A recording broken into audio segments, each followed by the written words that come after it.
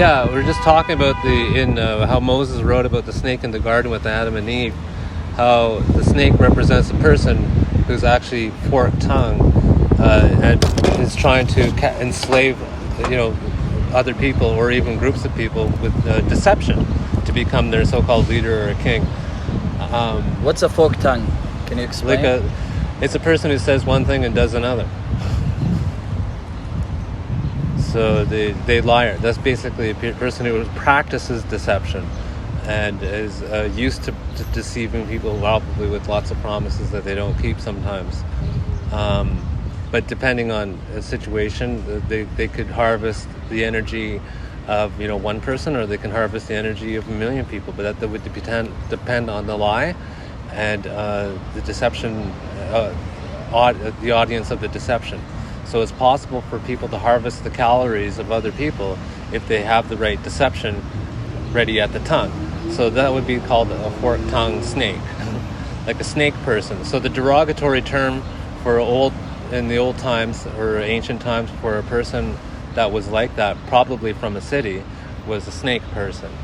So in these days we might call you a fuckhead or a goof or something like that. But back then it was a snake person to describe the character of a person who is shifty and will destroy you.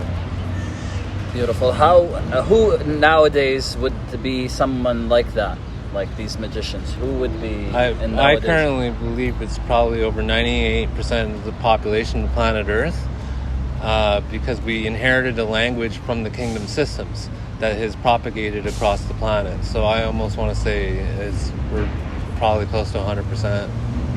Oh wow! And that is what we call in the ancient times it would probably be foolishness. But if you study enough psychology, they say probably over 99% of the population has something going on in their head that's wrong, and so that would coincide with ancient language talking about fools or evil people, or these days we would just call them insane.